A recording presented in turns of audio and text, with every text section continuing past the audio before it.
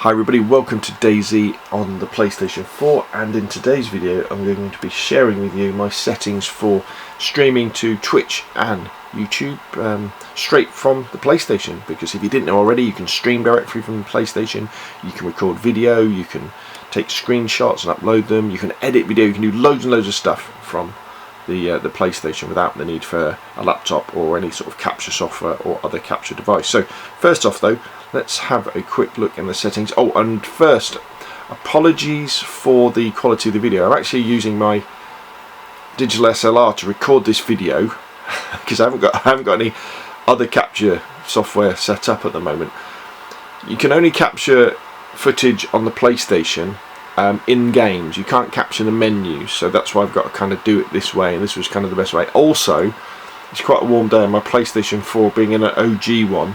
The fan keeps cutting in and it sounds like a Harrier jump jet about to take off. So first off, let's go down to, here we go, sharing and broadcasts, and let's just set up the share button control type to start off with, and just choose the standard type.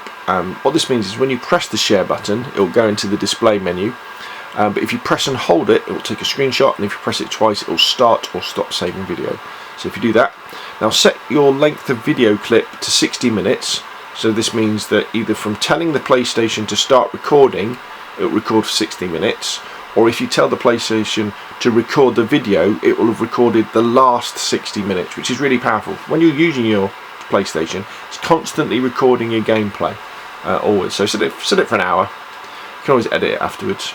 Screenshot settings, JPEG, broadcast settings. Here we go. So you've got to go into advanced.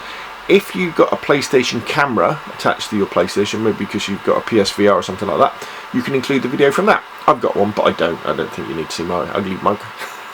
Audio sharing. Now this can be important, well it is important if you're in party chats when you're recording, or if you're streaming your video. So you want to include microphone audio anyway from your headset, and you want to include microphone audio from into the broadcasts, and you also want to share the party audio. Now just because that is ticked doesn't mean it will happen. Everybody in the party must have authorized to share their party audio as well, and if they haven't, they'll just be silent and it'll sound like you're talking to yourself. In DayZ, I tend to recommend using the game in chat, the proximity chat, because you don't have to worry about sharing settings, but also when you're in party chat in DayZ, you can't hear if somebody's shouting to you, another person. So if you come across another person or another group of people and they're trying to communicate with you, they're shouting, hey, we're friendly, you can't say anything back unless you come out of party chat, and that means pressing a few buttons, and in that time they may well have decided that you're a threat, and a gunfight may well start when it didn't need to. Display message to spectators and spectators' comments. This can be very useful if you don't have a laptop or a PC or your phone to hand when you're streaming, to look at comments. And what this does is it shrinks the play area of the game a little bit, and down the right hand side, sort of down here, you'll then see the comments from Twitch or YouTube, so you can then respond to them without having to look away. Very important for things like shooters, or driving games, things where you can't look away from the screen. Disadvantage is it makes the gaming screen a little bit smaller, and then you get comment to the speech and link community to your broadcast, which you can go to. Audio sharing we've already talked about, and then linking with other services. This is kind of thing you need to do this to link up your PlayStation to Twitch and to Twitter and to YouTube, and you must have already set up a YouTube account or a Twitch account. If you haven't, there's loads of videos online that show you how to do that. Okay, so that's kind of the setup. So let's go back to DayZ. So we're in DayZ and we want to start broadcasting our gameplay. So you just press the share button on your PlayStation. Again, I know it's going to be a bit blurred, but that one there, and then it pops up the share menu, and then broadcast gameplay, and then we go into the broadcast menu. Choose to do to Twitch or YouTube, and then we've got the options again. You can use your D-pad to navigate around. Include the video from the PlayStation camera, include microphone audio, obviously. Display message spectators and spectators comments. In fact, if I press that, can you see the difference that it makes? and it puts the comments on the. So that's quite. Yeah, it is useful. I don't use it very often because I like to have a big the game screen as big as I can because my eyesight isn't that brilliant. We can change the title, change the description. Now quality. This is quite important. With DayZ, it doesn't run above 30 frames a second, and I tend to think 720p is good enough for DayZ when you're streaming, and I use the standard setting, so it's a fairly low bit rate. So what that means is the data that has been sent to my PlayStation from my PlayStation to YouTube or Twitch is fairly low. But it will be acceptable because, you know, DayZ doesn't look brilliant in the first place, does it? If you're playing something like Call of Duty or Battlefield or a really pretty game that's running at a high frame rate, then go to high 60 frames a second. But you will be pushing a lot more data down your internet connection. If you've got a bit of a sketchy internet connection like we have here, that could introduce lag to the stream. I mean, it might actually affect your gaming experience as well. But for DayZ, 720p standard, I think is cool. And then you can add tags if you want, include your online ID so it appears, you know, in the PlayStation communities, and then you just hit start broadcasting, and that's it. And you'll start broadcasting to Twitch or to YouTube. I won't do that now. And then when you're ready to finish, you press the share button again, and it'll say, I think it says broadcast settings, and you click on that, and you'll say stop broadcast. Once you've done that, you can then go into your YouTube channel, and then you could add some more keywords, add some more tags. You could add a thumbnail, you know, do all those sort of housekeeping things that you would do with a normal video, and then share it to one of your playlists. You know, like say mine would be the DayZ one, and then you could then share once it's with YouTube, it takes a while to process the video, and then you can share that, say, on Twitter, and it'll stay on your YouTube channel. Or if you're on Twitch, what you can then do is you could then export that back to YouTube and do all that sort of stuff. So while we're here, so that's kind of talked about streaming from the PlayStation.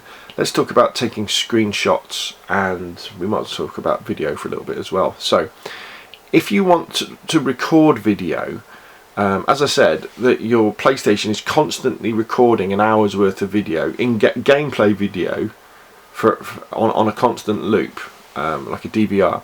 So if you want to just record that, you just hit square to save that video clip, and you'll have an hour's worth of gameplay recorded.